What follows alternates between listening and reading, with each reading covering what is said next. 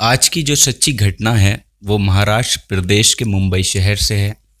और जहाँ का एक इलाका लगता है ठाणे, और ठाणे ज़िले का एक थाना है जिसका नाम है उल्हासनगर। तो दरअसल इसी उल्हासनगर की एक ऐसी जगह है जहाँ पर 30 साल का लड़का सिक्योरिटी गार्ड के रूप में काम किया करता था। तो जैसे ही ये सिक्योरिटी गार्ड नहाने के लिए अपने बाथरूम में जाता है, उसका बाथरूम में जगह जगह खून के धब्बे उसे दिखाई देते हैं, जिसे देखकर वो चौंक जाता है कि आखिरकार क्या बात है। और हालांकि वो तब तो गौर नहीं करता, नहा धोकर बाहर आ जाता है और बाहर जाकर जब अपनी पत्नी से पूछता है कि क्या बात है, आज बाथरूम के अंदर खून की छींटें क्यों पड़ी हुई हैं, तो इस पर उसकी पत्नी कहती है कि मुझे तो कुछ समझ में नहीं आ रहा, मेरे साथ तो ऐसा कुछ हुआ नहीं है और सब कुछ ठीक है। इसके बाद जब वो ड्यूटी पर जाता है तो जाते वक्त वो अपनी बहन से एक बार पूछता है, जो कि वहीं कोने में खड़ी हुई थी, जिसे देखकर वो पूछता है कि क्या बात है, तुम यहाँ ऐसे क्यों खड़ी हुई हो। तो देखिए, दरअसल आपको बता दें कि वो बहन ही थी जिसके कपड़े ब्लड से सने हुए थे। बस इतना देखकर उस वक्त तो वो अपनी ड्यूटी पर चला जाता है क्योंकि उसे देर हो रही थी। मगर ड्यूटी से वापस आने के बाद वो पहला दिन था जब उसने सीधा अपनी बहन को थप्पड़ मारना शुरू कर दिया और उससे कहा कि ये सब क्या है, तू किसके साथ अपना मुंह काला करा कर आई है।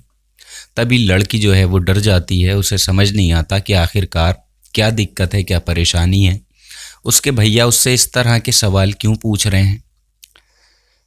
दरअसल वो इस बात से अनजान थी क्योंकि महज वो अभी सिर्फ 12 साल ही की थी, इसलिए उसे ज़्यादा जानकारी नहीं थी।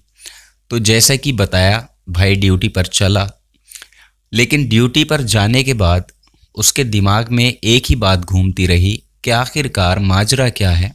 इसको जानने के लिए वो तभी अपनी पत्नी को फ़ोन मिलाता है और उससे कहता है कि जब तक मैं घर पर लौट कर आऊँ, जब तक मैं घर पे वापस आऊँ, तुम इससे पूछना कि आखिरकार बात क्या है और ये ब्लड इसको क्यों आया है, क्या दिक्कत है।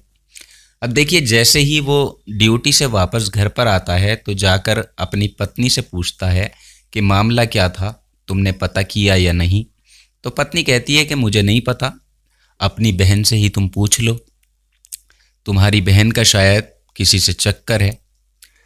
बस फिर क्या था, इतना सुनना था कि भाई इस बात को बर्दाश्त नहीं कर पाता और वो अपनी पत्नी के कहने पर सीधा अपनी बहन के पास जाता है, उसके साथ बहुत बुरी तरह से मारपीट करता है, उसे मारता है। यहाँ जबकि भाई का फ़र्ज़ बनता था कि वो अपनी बहन से बहला फुसला कर प्यार से उसकी परेशानी की वजह जानने की कोशिश करता, हाल जानता, मगर उसने ऐसा नहीं किया। बस घर के छोटे से कमरे में लड़की को वो लगातार पीटता रहता है, लड़की चुपचाप रहती है।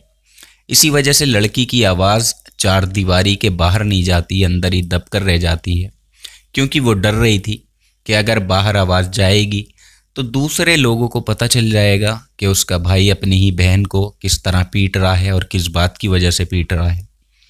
बस यही सोचकर लड़की ने कोई आवाज़ नहीं निकाली, वो चुपचाप सहन करती रही। फिर न जाने भाई से पिटते पिटते कब रात हो जाती है, पता ही नहीं चलता। भाई भी अपनी पत्नी के पास जाकर सो जाता है और बहन भी सो जाती है। लेकिन फिर जब अगला दिन निकलता है तो दिन निकलने के बाद दोबारा वो नहाने के लिए बाथरूम में जाता है, तो फिर से उस बाथरूम में वही ब्लड की छींटें उसे दिखाई देती हैं, ब्लड के स्पॉट दिखते हैं और इस बार उसे कुछ कपड़े भी ब्लड से सने हुए मिलते हैं, जिसे देखने के बाद और ज़्यादा वो गुस्से में आ जाता है और उसे समझ नहीं आ रहा था। उसके दिमाग में बार बार बस एक ही बात जो है वो टच कर रही थी कि उसकी बहन कहीं किसी के साथ मुंह काला कराकर तो नहीं आई, उसके साथ ज़रूर कुछ ना कुछ गलत हुआ होगा जो नहीं होना चाहिए था। वो बस एक ही बात के पीछे पड़ा हुआ था और इसी चक्कर में उस दिन भाई ने छुट्टी की और अपनी बहन से जाकर ज़ोर ज़बरदस्ती से पूछा कि आज जो कुछ भी सच है, जो भी बात है वो बता दो, नहीं तो फिर अंजाम अच्छा नहीं होगा। बहन फिर शांत हो जाती है क्योंकि उसे पता ही नहीं चल रहा था कि उसके साथ हो क्या रहा है। या उसके भाई उससे क्या सवाल पूछ रहे हैं, उसके दिमाग में कोई ऐसी बात ही नहीं थी। और उसकी उम्र भी कम थी, 12 साल की वो बच्ची थी। उसके साथ पहली बार ऐसी वारदात हुई जिससे वो खुद डरी हुई थी, यानी इस बार भी बहन कुछ नहीं बता पाती। तो ये भाई दोबारा उसके साथ मारपीट करता है और इस बार कुछ इस कदर मारता है कि पास में एक डंडा पड़ा हुआ था वो उसको दिखाई देता है, जिसे वो उठाकर अपनी बहन पर लगातार वार करता रहता है। लड़की चीख नहीं पाती, चिल्ला नहीं पाती, क्योंकि आसपास ना तो कोई उसकी आवाज़ सुन पाता है और ना ही साथ में उसके जो थी माँ, ना माँ रहती थी। माँ की पहले ही मौत हो चुकी थी। जब माँ मर चुकी थी तो बाप ने कहा था कि मैं गांव में रहकर एक घर ले लूँगा, तुम भैया भाभी के साथ रहो।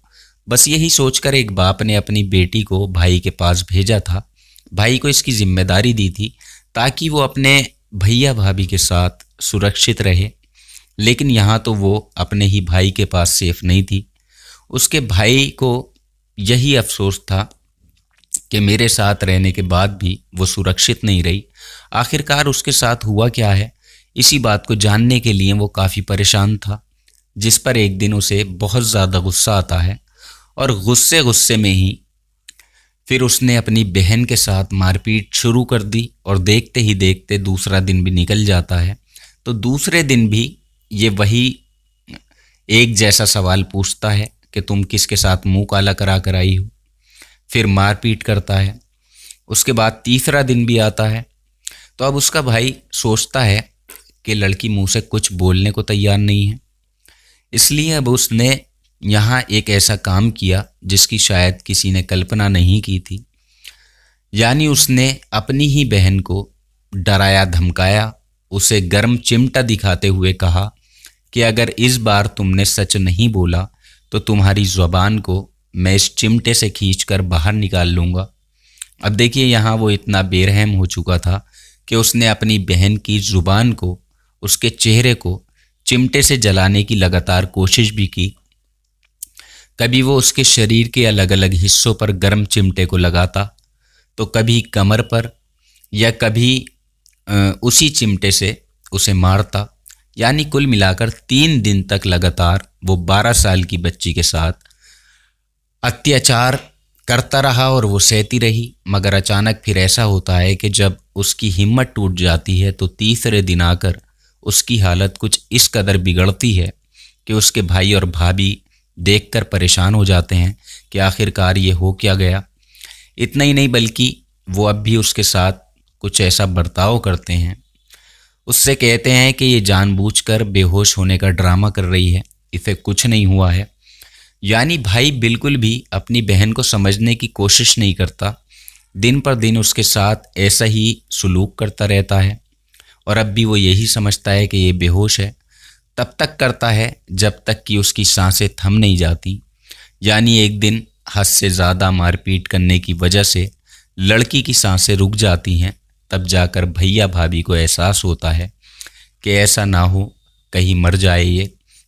इसलिए फिर वो उसको पास के ही उल्लासनगर के एक सेंट्रल हॉस्पिटल में लेकर जाते हैं, जहां डॉक्टर पुनीत उनसे पूछते हैं कि लड़की को काफ़ी चोटें आई हैं, आखिरकार वजह क्या है, उसकी ये हालत किसने की है। तब ये झूठा बहाना बनाते हैं कि कुछ नहीं, बस ये थोड़ा जल गई थी जिसकी वजह से बेहोश हो गई है और आप बस इसका इलाज कर दें। अब देखिए, जब डॉक्टर ने उसका चेकअप करना शुरू किया, उसकी जांच की, तब उसको कुछ दवाइयाँ देने की कोशिश की गई तो दवाइयाँ उसके काम नहीं आईं, क्योंकि तब तक उसके दिल की धड़कन रुक चुकी थी और हाथ की नब्ज़ भी रुक चुकी थी। यूँ समझ लीजिए कि लड़की में अब कुछ नहीं बचा था, वो ख़त्म हो चुकी थी। यानी वो पहले ही मर चुकी थी और उसको मरी हुई को ही हॉस्पिटल लाया गया था, जिस पर डॉक्टर ने कहा कि आखिरकार तुम्हारी बहन के साथ क्या हुआ था, तुम सच सच बताओ। और बस मैं यही जानना चाहता हूँ कि उसके शरीर पर इतनी सारी चोटें आईं कैसे, क्योंकि देखिए ऐसा शरीर का कोई हिस्सा नहीं बचा था जिस पर चोटें ना आई हों, जलने के निशान ना हों, मारपीट के निशान ना हों, शरीर पर निशान पड़े हुए थे। इसी को देखते हुए जब डॉक्टर सवाल करता है तो भैया भाभी के पास कोई जवाब नहीं होता। तभी डॉक्टर समझ जाता है कि कुछ ना कुछ गड़बड़ ज़रूर है जो हमसे छुपाई जा रही है, और इसी को पता करने के लिए डॉक्टर पुनीत पास के ही पुलिस स्टेशन में फ़ोन करते हैं और पुलिस को ये सूचना देते हैं कि एक पेशेंट की अचानक ही मौत हो चुकी है और मौत का कुछ कारण है जो उसके घर वाले बता नहीं रहे हैं। अब ये तभी मुमकिन होगा जब आप उस लड़की का पोस्टमार्टम कराएंगे और तभी सच्चाई सामने आ सकेगी।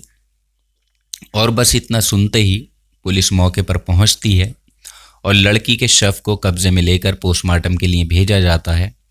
इसके बाद पोस्टमार्टम की जब रिपोर्ट आती है तो उससे ये साफ साफ पता चल जाता है कि लगभग 3 दिन से लड़की पर हर रोज़ अत्याचार किया जा रहा था, और उसकी वजह ये थी कि लड़की को बस ब्लड आ रहा था, जो कि होता है कभी बाथरूम में तो कभी उसके कपड़ों पर। बस यही बात भाई को बर्दाश्त नहीं हो पा रही थी।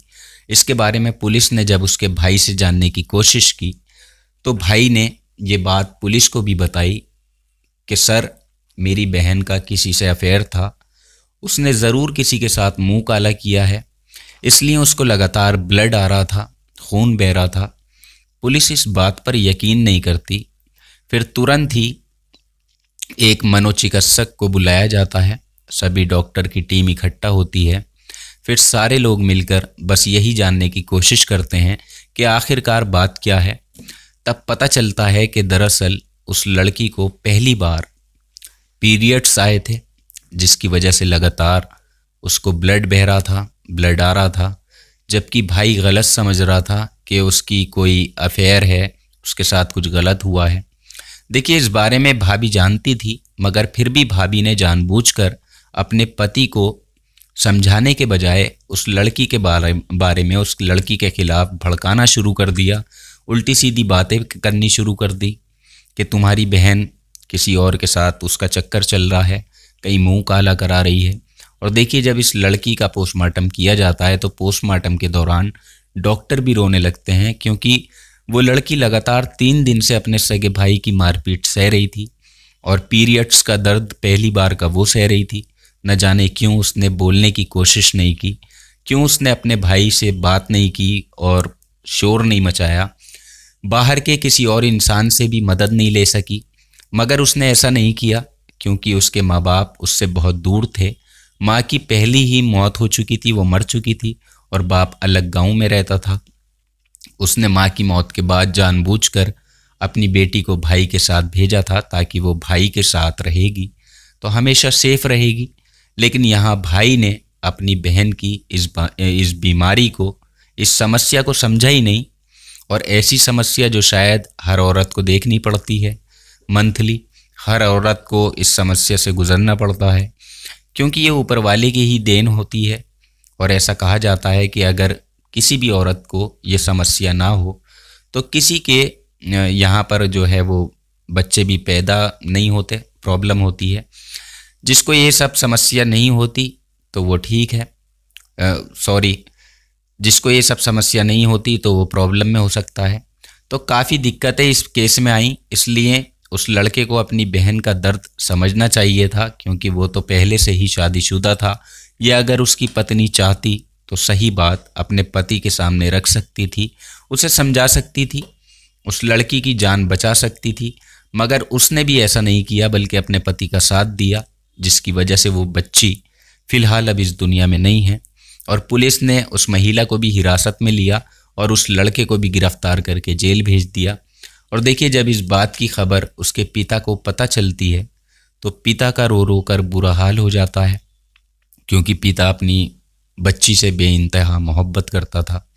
सोशल मीडिया पर भी ये घटना काफ़ी तेज़ी से वायरल हो रही थी, अखबारों के ज़रिए लोगों को पता चल रहा था। तो ये एक बहुत अजीब कहानी है जिसमें एक 12 साल की बच्ची ने इतना दर्द सहा और पीरियड्स को लेकर उसका मर्डर कर दिया गया। तो बेहद अजीब कहानी है। तो आज के एपिसोड में इतना ही। कल आपसे फिर मुलाकात होगी किसी नई सच्ची घटना में। तब तक आप अपना ख्याल रखें, अपनों का ख्याल रखें, सतर्क रहें, सुरक्षित रहें, सावधान रहें। जय हिंद, जय भारत।